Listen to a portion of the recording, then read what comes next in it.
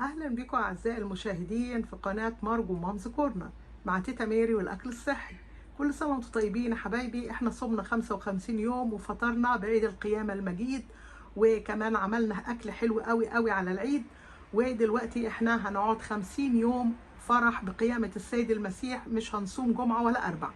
فالنهارده عايزين نعمل بقى أكلة سمك بعد ال 55 يوم، بعد ال 55 يوم المقدسين اللي صمناهم. فهنعمل أكلة سمك بقى إيه يعني حلوة بالشكل ده حبايبي. نكون عملنا أحلى وأطعم غدوة بالسمك والعيش الفريش، يعني حاجة في منتهى الطعام. عملناه كله في وقت قياسي بالشكل ده. بصي العيش طالع خطير اهو، والرنجة والسمك الشريمب الطنبورة والسمكة وايت بورش اهي، والبطارخ وصينية السردين اهي.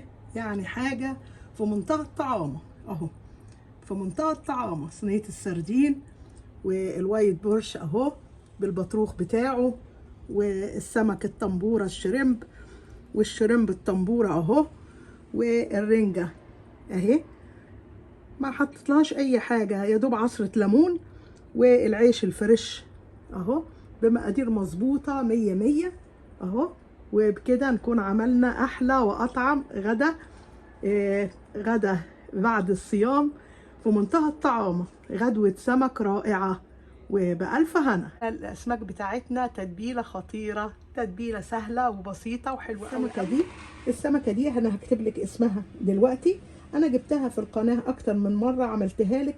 هي فيها بطرخ كده وطعمها عبارة عن عسل، طعمها حلو جدا جدا. الشكل ده حبايبي السمكية اهو نضفتها. بصي كل واحدة قصادها البطرخ بتاعها بالشكل ده حبايبي. بعد ما نضفت السمك بصي السمكة بأمانة رائعة وكلها بطارخ وطعمها حلو قوي قوي. وعندي التتبيلة بتاعتها. التتبيلة عبارة عن ماجي وملح وفلفل أسمر وزعتر أخضر وتوم مفروم وبابريكا وكزبرة ناشفة وكمون وفلفل أخضر وكزبرة خضراء ومعلقة ماجي. هحط كل البهارات دي، هحطها كده على بعضها بالشكل ده. وبعد كده عندي كذا كام ليمونه، يعني 3 4 ليمونات كده فريش عصرتهم. وهقلب الخلطه بتاعتنا كلها بالشكل ده، هقلبها حلوه قوي قوي. وهحشي بيها السمك بتاعنا ومن بره ومن جوه بالشكل ده حبايبي. تبلت السمك من بره ومن جوه، وكمان البطارخ تبلتها. ودلوقتي انا السمك ده مش هبيته في التلاجة، لا انا هسيبه على الكاونتر حوالي ساعة ساعتين. وتبلنا السمكة الجميلة بتاعتنا دي وايت بورش اهي، تبلناها تتبيلة جميلة برضو. هنسيبها حوالي ساعة وبعدين دي هنقليها نفس الردة بنفس الدقيق الاسمر. عملت بيه السمك اهو بالشكل ده والبطارخ كمان. ودلوقتي الشكل ده حبايبي بنقلي السمك اهو. بس انا نسيت اقول لك ان انا فتحته كده بالسكينه على اساس التتبيله تدخل فيه حلو اهو، ويتحمر من الناحيتين بالشكل ده اهو.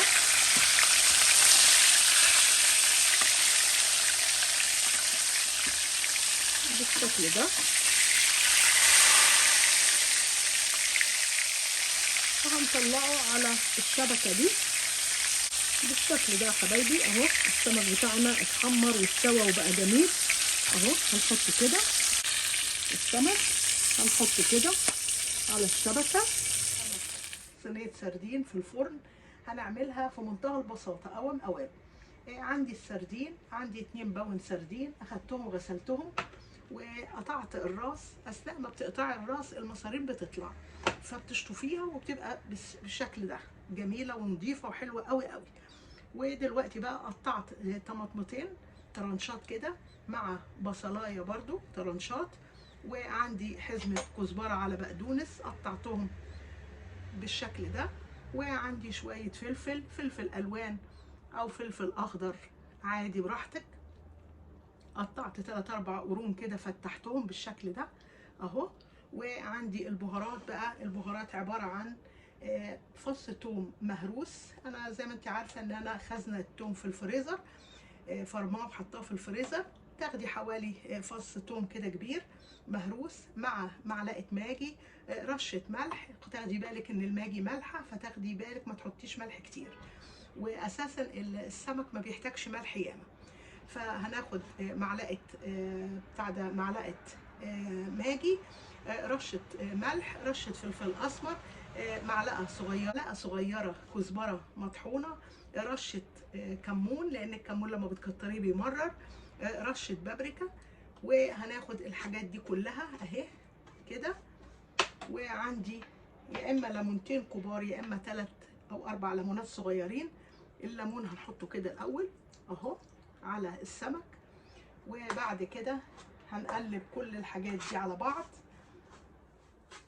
بالشكل ده، وهنحطها، هنحط السمك عليها. قلبت السمك على الطماطم والبصل والبهارات بالشكل ده اهو. ودلوقتي بقى هنحط رشة زيت بالشكل ده اهو عليه كله. وبالشكل ده يا حبايبي صينية السمك بتاعتنا بقت جاهزة. هنسيبها على الكاونتر، مش هندخلها الفرن دلوقتي، هنسيبها حوالي ساعة، وبعد ساعة هندخلها الفرن على درجة حرارة 350، وهتاكلي أحلى وأطعم صينية سمك في الفرن بأمانة خطيرة. الصينية الجميلة دي صينية السردين في الفرن خطيرة، حلوة جدا جدا أهي. أول حاجة عندنا في البولة أو في العجان اهو 4 كوبايات دقيق بالكوبايه الكبيره، 4 كوبايات دقيق ابيض، 4 كوبايات دقيق اسمر، الخميره الفوريه معلقه كبيره خميره فوريه، ومعلقه سكر. وهنجهز 3 كوبايات ميه دافيه، مش زي ما انا قلت لك 3 كوبايات، لا اخدت 4 كوبايات ونص ميه، يبقى على ال8 كوبايات دقيق 4 كوبايات ونص ميه، معلقه خميره فوريه كبيره، معلقه سكر كبيره، رشه ملح. ودلوقتي بقى هيتعجن بالشكل ده حبايبي. هنرش على الوش رشة زيت بالشكل ده، وهنغطيه ونسيبه في مكان دافي لغاية ما يخمر، ونكمل مع بعض بالشكل ده حبايبي. رجعنا وبصي وحتى قلب كمان دلوقتي بقى هنقطعه. حطينا دقيق ابيض مع دقيق اسمر، ودلوقتي هنقطعه بالشكل ده حبايبي. قطعت الارغفة بتاعتنا اهي الحجم اللي انا حباه، ودلوقتي بقى هنغطيه وهنسيبه حوالي 10 دقايق، وبعدين هنفرد، نحط دقيق وبنفرد القطعة بالشكل ده، وعلى طول بنحطها في الصينية لان احنا حاطين دقيق كافي فيها، حاطين دقيق كافي تحتيها، فمش هنحط في الصينية اي شيء. بالشكل ده حبايبي حطينا الارغفة بتاعتنا في الصواني اهو بالشكل ده. ودلوقتي بقى هنشغل الفرن على اعلى درجة عندنا في الفرن، وهنحط الصواني بالشكل ده حبايبي. نكون عملنا احلى واطعم عيش شريمب بالطنبوره اهو. انا عملته وحطيته كمان في الفريزر، دلوقتي هطلعه هقليه دلوقتي. وعندنا كمان الطنبوره اهي. عندك الفيديو بتاع الطنبوره اهي، الشريمب اللي بيتعمل طنبوره بالطريقه اليابانيه. طريقته سهله وبسيطه، وكان في الفريزر، دلوقتي طلعته هقليه بالشكل ده حبايبي. الغدا بقى جاهز، العيش طالع خطير اهو، والرنجة والسمك الشريمب الطنبورة، والسمكة وايت بورش اهي، والبطارخ، وصينية السردين اهي. يعني حاجة في منتهى الطعامة اهو، في منتهى الطعامة. صينية السردين والوايت بورش اهو بالبطروخ بتاعه، والسمك الطنبورة الشريمب، والشريمب الطنبورة اهو، والرنجة اهي. ما حطيتلهاش اي حاجه، يا دوب عصره ليمون، والعيش الفريش اهو بمقادير مظبوطه 100 100 اهو. وبكده نكون عملنا احلى واطعم غدا، غدا بعد الصيام في منتهى الطعامه، غدوه سمك رائعه وبألف هنا. باي باي.